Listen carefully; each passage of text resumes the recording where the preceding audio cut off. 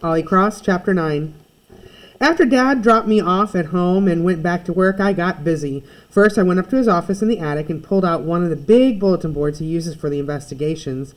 That's where he gathers everything together like a puzzle pieces when he's launching a new case. And since he was stuck on desk duty until his trial, he wouldn't be needing those boards anytime soon. I brought one down to my room and leaned it against the wall. Then I grabbed a map of Washington, D.C. from our kitchen junk drawer and tacked it onto the board. I stuck in 2 more thumbtacks, one for Washington Latin Middle School and one for Gabe's house on 17th Street. After that, I used a yellow highlighter to mark the way he usually walked home. I didn't know how far Gabe got that day before he disappeared, but if there was a crime scene, it's probably somewhere along that yellow line.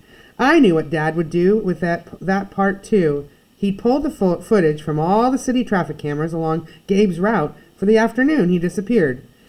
Detective Sutter had probably already done that herself to see if she could tell how far Gabe got. But I hadn't. Not yet. I wrote traffic cameras on an index card and tacked that up on the board, too.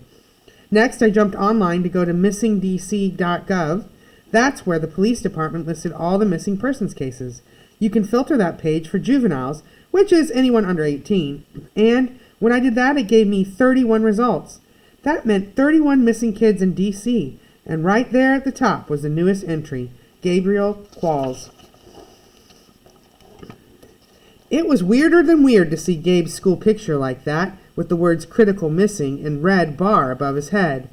They also had a description where he was last seen, what he'd been wearing, and the phone number to call with any leads.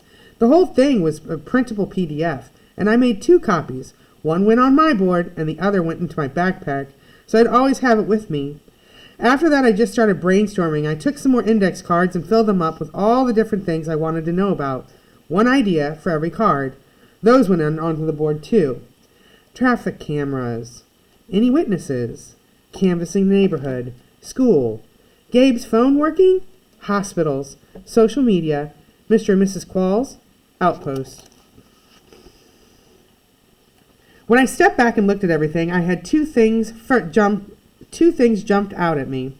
First, I texted Bree at work and asked about the traffic cameras. She was chief of detectives at MPD now. If anyone in our family could help me with this, it would be her. Couldn't hurt to try anyway. Me.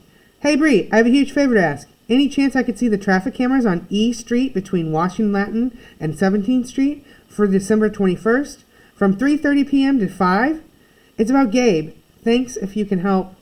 The other thing that seemed worth looking into right away was Mr. and Mrs. Qualls. My guess was they'd have at least some kind of information I could use, and maybe 1 or 2 things Detective Sutter hadn't told me, if I asked the right questions.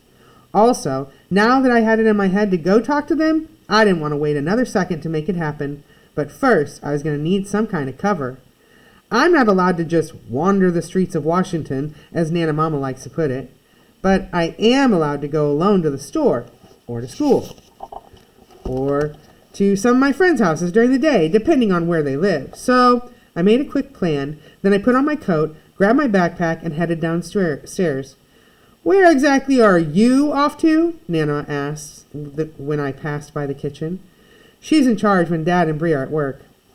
You want anything from the store? I asked. Maybe just a little world peace, she said. That was always her answer.